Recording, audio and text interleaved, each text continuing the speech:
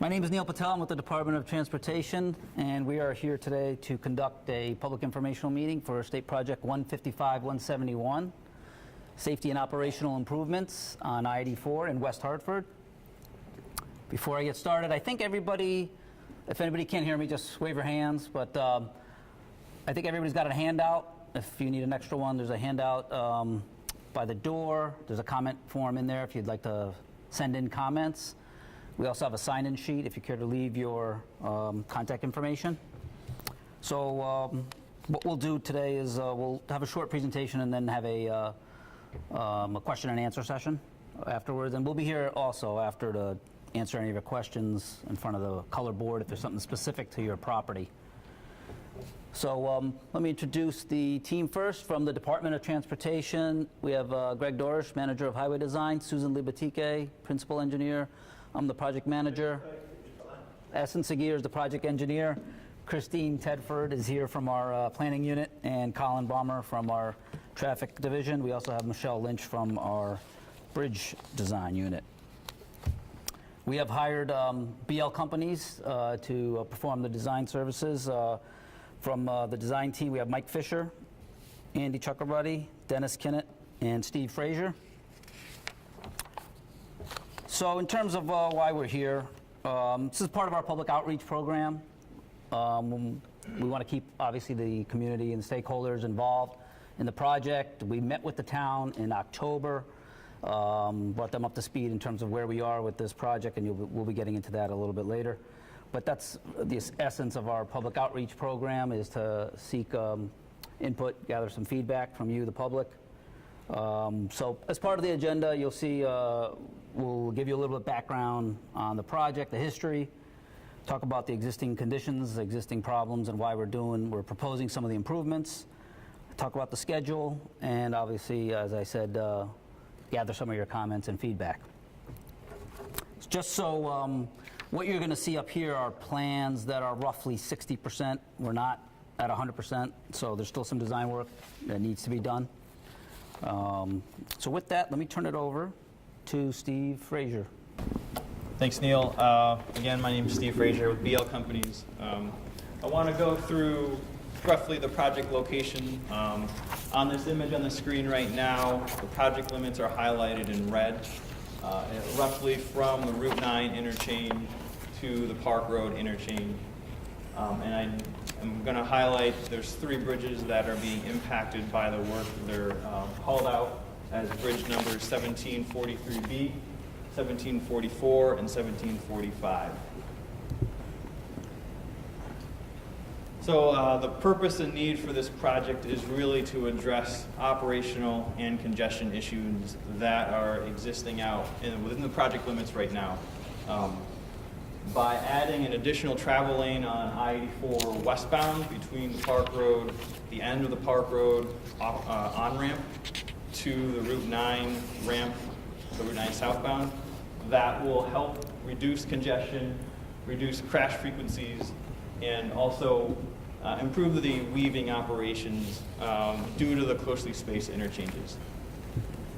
By adding an auxiliary lane between the New Britain Ave on-ramp and the South Main off-ramp, that's exit 40 to 41, that will help increase the acceleration length that you would have getting on the highway and the deceleration length that you have getting off the highway between those 2 exits.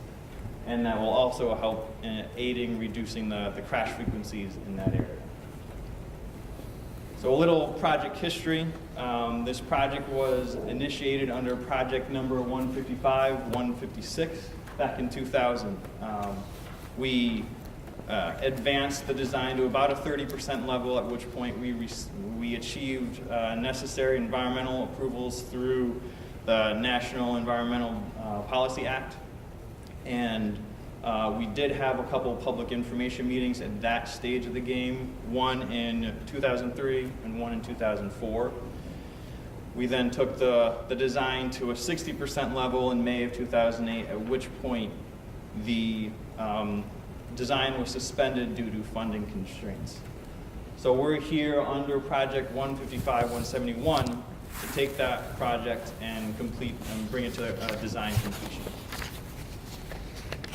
To speak to the existing conditions, I-84 in this area of Connecticut was built between 1963 and 1965. It consists of a 6-lane urban freeway. There are roughly 3 lanes in each direction. The existing shoulders are, the left-hand shoulders are generally 4 feet, the right-hand shoulders are generally 10 feet wide. There is concrete pavement underneath the travel lanes. It currently has an asphalt covering on it, but there's concrete pavement beneath that. There is a grass median within the project limits that ranges between 40 and 110 feet wide. And in select locations throughout the project limits, there are existing timber noise barrier walls. On this image, I'm highlighting the posted speed limits within the project limits. The eastern side has a posted speed limit of 50 miles an hour, both directions of travel. And the western portion of the highway, or western portion of the project, has a posted speed of 55 miles an hour. Within this project limits, I-84 experiences between 99,300 and 129,200 vehicles per day. So to speak to the operational conditions that are out here, there are closely spaced interchanges within this area. Generally, you want about 2,000 feet between interchanges. New highways give even more space. And these closely spaced interchanges can sometimes contribute to a weave condition, which is where you have an on-ramp closely spaced to an off-ramp. And people who are coming on the highway who want to get onto the main line are crisscrossing paths with people who want to get off the highway to the off-ramp. That's what we call a weave. In this portion, this map shows a section within the project limits that has a high crash frequency. This is between Berkshire Road and South Main Street. It's on I-84 eastbound. I do want to highlight that between 2013 and 2015, there were 57 crashes recorded. There was 1 fatality. And to highlight a couple of the crash types, there were 31 rear end crashes, which indicates a congestion issue. And then there were also 11 side swipe crashes, which that indicates a weave issue. So to address these congestion and operational issues, I want to go through what we're proposing to mitigate that. These images are also on the board out front, so after the meeting we can come up and look at it closer. But to go over the colors first, the darker yellow indicates portions of the road where we're fully reconstructing it. Between that, there is a lighter shade of yellow that indicates an area where we're planning on milling some of the pavement off and putting new pavement on top, not quite as an in-depth construction process. The orange bridges, there are 3 of them, are highlighted on this. They have work being done to them that I will touch on in a little bit due to this project. And there are 2 different thicknesses to the orange lines that indicate a noise barrier wall. The thicker line is a brand new wall that is not there now. There is no existing wall there now. The thinner orange line indicates an existing wall that's going to be reconstructed. So to speak to the actual improvements on I-84 eastbound, we're going to be slightly shifting the highway towards the median, towards the middle of the highway, and that will allow the auxiliary lane to operate from this on-ramp, continuing eastbound to the next off-ramp, which is to South Main Street. The darker yellow that's in the middle indicates where we're widening that highway to do that. On I-84 westbound in this area, we're also widening towards the median, towards the middle of the highway, to add a 4th through lane on westbound. So that continues, on the next slide I'll show you, but it starts just beyond the Park Road on-ramp and continues westbound. If you could go back one slide. Continues westbound to the Ridgewood Road Bridge, at which point after that it tapers back to the typical 3 lanes.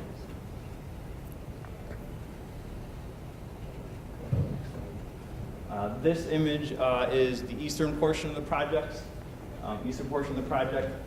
There's a couple different things I want to highlight on this one. In this area, there is an existing timber noise barrier wall that we're proposing to replace in the same location, but with a new noise barrier wall, likely constructed with concrete rather than timber. On the northern side of the highway, there is no noise barrier wall at all there, and we are proposing to construct a new one there.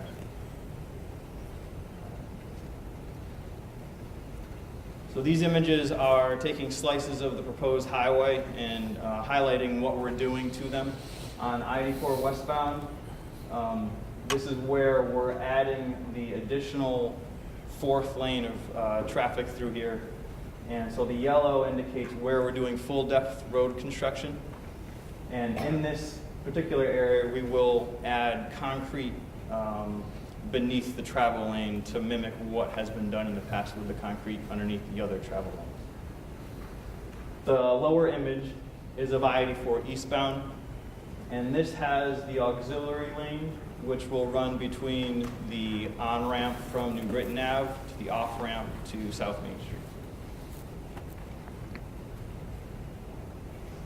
As I mentioned before, there are 3 bridges that will be impacted by this project. This first bridge is Bridge 1743B. It carries I-84 westbound over Ridgewood Road.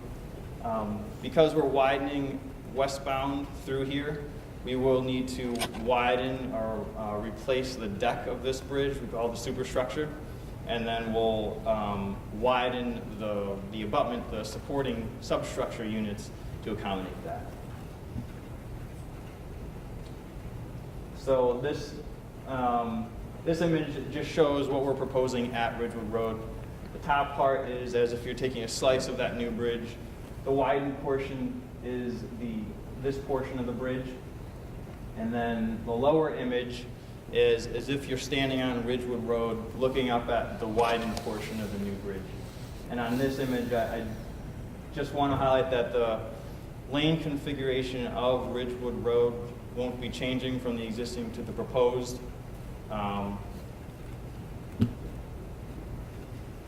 The 2 other bridges are carrying I-84 eastbound and westbound over Berkshire Road. That's bridge number 1744 and 1745, respectively. Both bridges are slated to be fully replaced. This image is of the eastbound bridge, bridge number 1744. The top image is again taking a slice of that bridge, and it's going to be entirely new.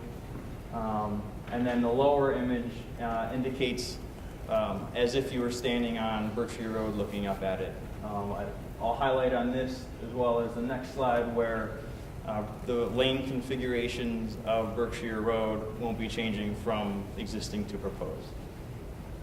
And briefly, this is the westbound bridge, I-84 westbound over Berkshire Road. It's a very similar style bridge.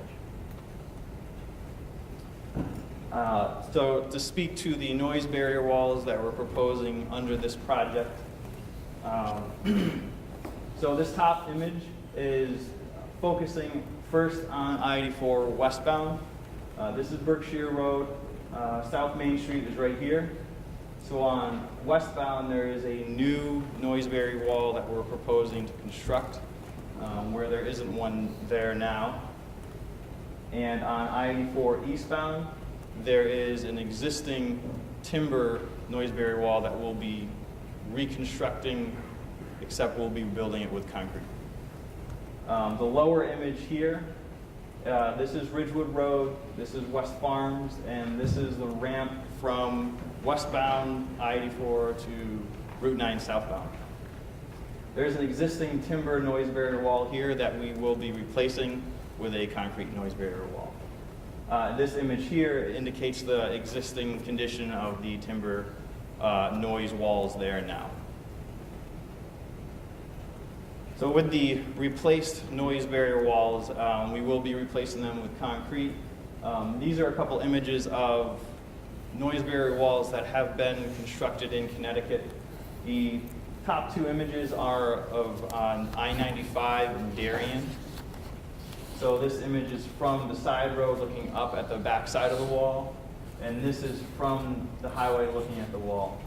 The different colors just have to do with the time of day. This wall and this wall are both this kind of gray color. The lower image, that's on I-84 in Waterbury under construction right now. So to construct all of our proposed improvements, we're proposing a staged construction scenario.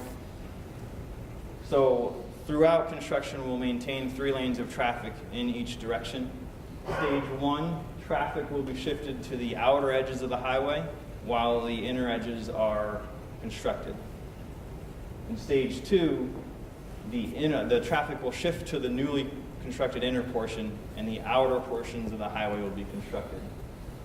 I want to highlight during stage 1 and 2, there will be a detour of, I should say, the ramp from Ridgewood Road to I-84 westbound will be closed, and the traffic that wants to take that ramp will be detoured during stage 1 and stage 2.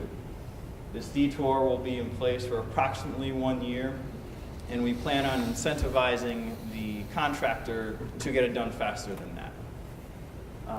Stage 3 is a minor shift of traffic to wrap up some construction items toward the middle of the highway. The bridge construction throughout this duration will follow what the highway construction is doing. On this plan, this is the proposed detour route for when that ramp is closed during construction. The ramp is here. This is West Farms, and this is Route 9, and this is I-84. So we're proposing that when that ramp is closed, traffic will follow Route 71 to the exit 30 for Route 9, get on the on-ramp, and be able to access I-84 westbound from that point. Throughout construction, there's going to be no impact to the accessibility of those businesses to Route 71. That'll maintain as existing.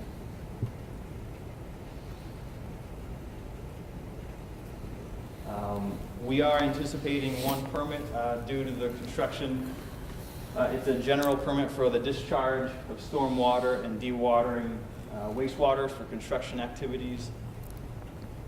Because all of the proposed work is contained within the department's right-of-way, we don't anticipate any private property impacts. And there are some utilities that we are coordinating with currently, and we're going to be working with them to accommodate their facilities and our work. I do want to point out that the overhead wires that cross over on top of I-84 right now at Berkshire Road, those will likely be placed underground. We're still in coordination with the utilities on all of these things.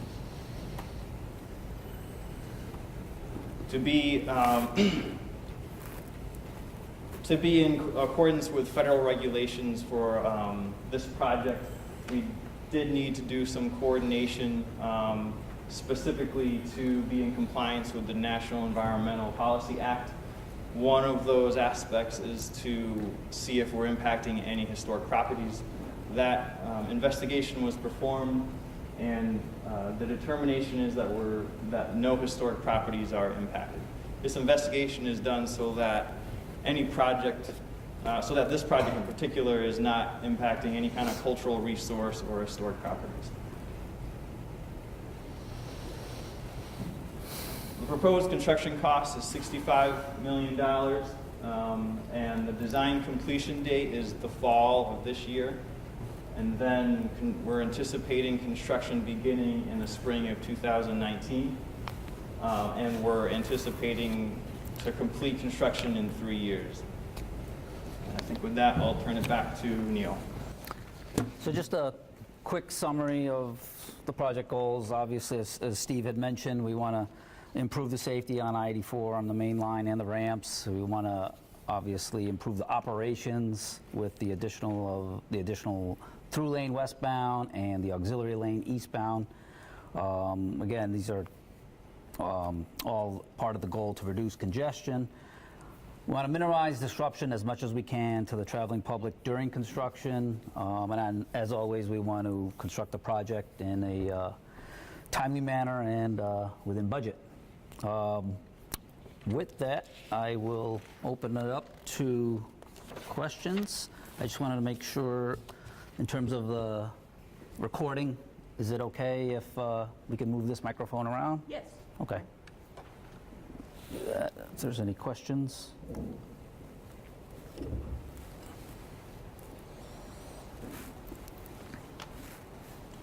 Well, we have a short wire, but sure, go ahead.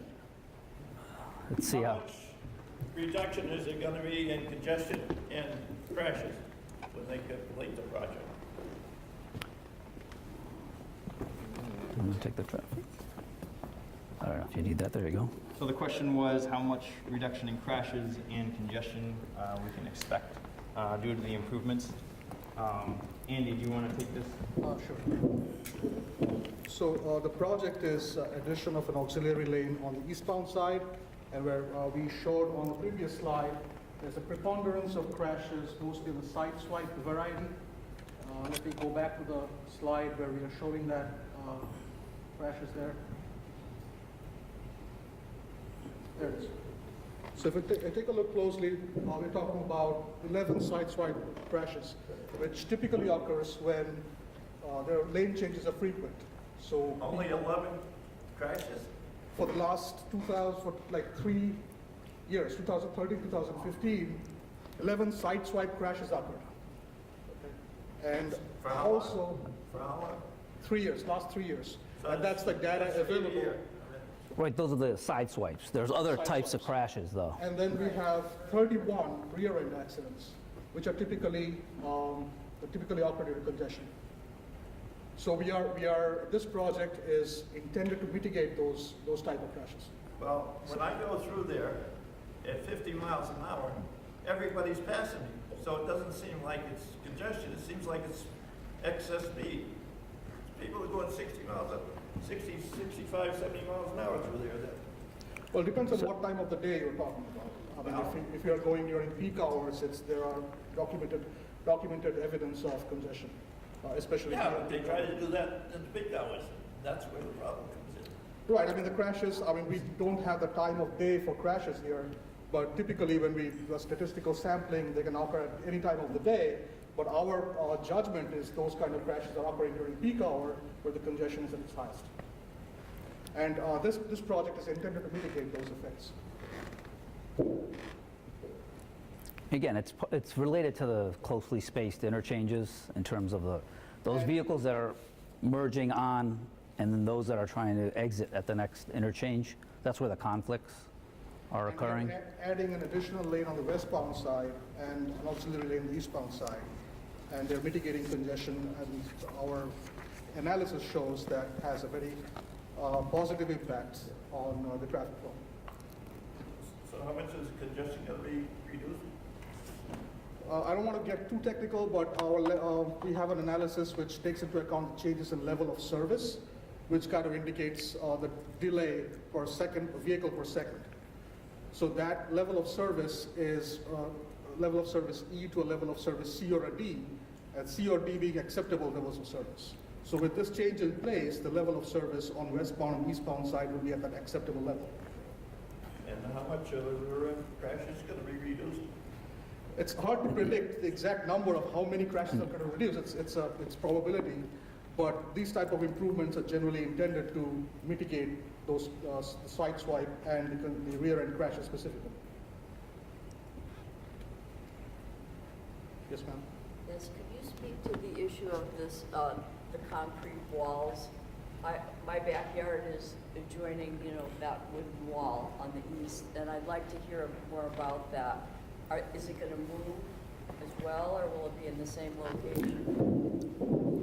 So I can speak to that. The wall itself, the proposed wall, is going to be about 10 feet off the existing edge of highway. Right now, that existing wall is between 8 and 10 feet off the existing highway. So it's not going to be moving any closer. It certainly won't be crossing the property line. Sure. And we're going to try and keep it as close to the highway as we can while working with what the department has found as the ideal noise reduction So for the how long area. do you foresee having no wall there? If the construction is 3 years? So I think the walls would be, I don't think the walls would be removed altogether and then replaced. I think they would stage it so that, you know, there might be a month or two where there is no wall, but then they're going to be building it as they go. So I would think that's how it would be constructed. Okay, thank you. What about the quality of the concrete type wall? Is that an improvement over this wood wall, or I'd like to hear more about that. Yeah, the concrete wall does last longer. It holds up better the elements than the timber walls. And you know, one of the added benefits as it can also be made to look more aesthetically pleasing. What about the noise? Do you want to speak, Christine? I was going to say, Yeah. the concrete walls are an absorptive type of barrier. So with the old wooden walls, some of that noise that would hit it would bounce and scatter off of it, where these new barrier walls have an actually facade that is supposed to absorb the noise. So you're going to see more of a reduction with them. I see. Thank you. Yes. I've been waiting almost 20 years for the wall on my side of the highway, so is our side going to be done before the other one is replaced, or, and which is going to come first, the wall or the highway first? So to speak to which one would come first, that would be up to how the contractor wants to do things. Timber walls on So what- Right. and coming right back to my yard. Where do you live? And they said at that time we were supposed to get a wall on both sides, and we never did, so Can you go to that slide? how long is the timber wall put up? Oh, the existing timber wall? I gotta think. Yeah, I think it was like the 80s, like from the 80s. Yeah, 70 or 80. A long time, Yeah. we haven't got one. So you said, sorry, you were on Beechwood? Yes. So when that wall would be built, it's roughly offline, so the contractor would have the option of building it sooner than later. But we'd also want to make sure that that wall is constructed so that we're not impacting traffic. So what may happen is when the traffic is pushed to the middle of the highway and the outer portions of the highway are constructed, that's when the wall would be constructed. But again, it's up to the contractor about exactly when that's built. Is there a reason that we never got the wall on my side? I'm not sure. Yeah, you know, that would probably be based on, at that time, the noise regulations at that It time. was supposed to be in 2007 and never did happen. So it was proposed as part of this project, as we said, you know, back in 2000, and that project stopped. The design of this project stopped in 2006. Is that going to happen this time? No, we are, so to speak to that, we have funds for design, and we are going to complete the design this fall. If the state funds aren't available in the fall, we'll seek alternative funds. Yes. Is there a possibility if part of the funding falls through that the wall may yet be built in lieu of just the whole project, if there's not enough funding from the feds or whomever? No, so again, the purpose and need of the project, again, is the safety of I-84, mitigate the congestion. So we can't construct a standalone project just for the noise walls at this time, you know. And, you know, that would also play into the funding aspects of it. And within the 3-year time frame, you can't pin down, as you alluded to, you can't say it's going to happen first or last, or it just whatever it behooves the construction company. So the staging of the whole project is split into 3, and that first stage is when the traffic is going to be pushed to the outer edges of the highway, and the middle is constructed. So I would think that in stage 2, when the traffic is pushed to the middle of the highway and the outer edges are constructed, that's when the wall would be built. And just last, if the funding for the wall does fall through, is there a possibility we could get Mexico to pay for it? I think we have to carry that up the ladder. Just good. Yes. What is the difference in the sound absorption coefficient between timber and concrete? 'Cause I'm actually surprised to hear that. I don't know the coefficient difference. I don't know that It's, well, I gotta think it's the actual coefficient, but I mean, it's the material of the panel that is a lot either. different. You're saying how much one absorbs versus the other in Yes. noise reduction? I'm surprised to hear concrete has a greater absorption characteristics. Typically, it doesn't. But that wall It's has not that the- material, yeah. I was gonna say, the middle of the wall is concrete. The outer facade, the outer like 2 inches, is, I don't know if it's a foam type structure, but it's an Right. absorptive material Yeah. that they put on top of the concrete that is actually absorbing it, not the middle concrete. We call it a concrete barrier, but it actually has a facade on it. Right. That's an absorptive type material. Do you have any articles where we could read about, I'd like to read about this, about the wall. Yeah, I could send you Yeah, the that would be manufacturer's good. spec Yeah. for it. I'll give you my card. Okay, good, thank you. I'll send you some information.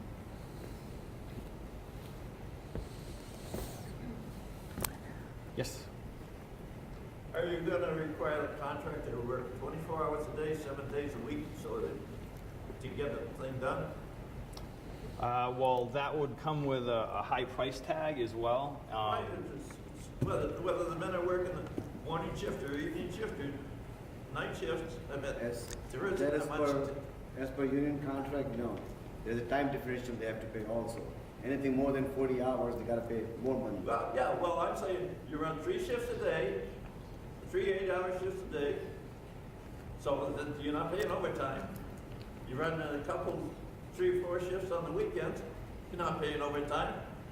So, There's also the fact that we can't really, we have to minimize the disruption during the peak hours, obviously, and then there's a small window during the day where they can actually get work without taking a lane, so we don't want to, we can't jeopardize the traffic during the peak hours. How does that? That would spill out onto the yeah, but local you get it roads. done a lot quicker rather than you get it done 5 times as quick. There is also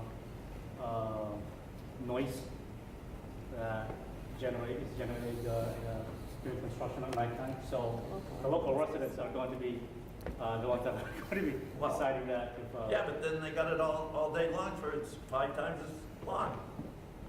So where's the? How much is sound barriers costing? Let's see. I think we had that number. I think they're about. I remember, Yeah, he's let's say got a couple $100,000. in the book. 3 million? Okay. I can get you the exact. 3 million is close enough. Yeah? That's in the ballpark. Any other I questions? can talk to you after too if you want to know more. Are the speed limits going to remain? Yes. 50 eastbound, 55 westbound? Yes. No change in speed limits. Good question. They need to- Enforcement issue, yes. Late this past fall, too, the state came by and they trimmed all the trees westbound. I don't know if they did that eastbound as well. And the noise now is even worse than it was. The trees were barriers for us, and I don't know if that was in anticipation of this, but this is just, this isn't a done deal yet, so. There's a regular maintenance thing, still because town is a lot of residents were complaining to. There's a ditch there, so all the water from the I-84, they go there also.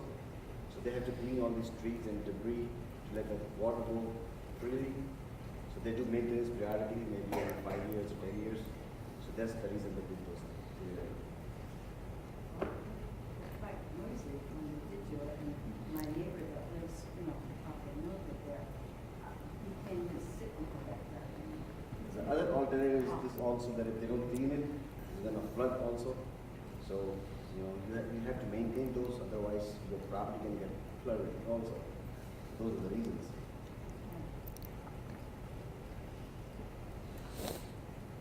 Yeah, go ahead. That issue about the trees providing a lot of a sound barrier, it really was very effective, or much more effective than once all the larger trees were trimmed on my side.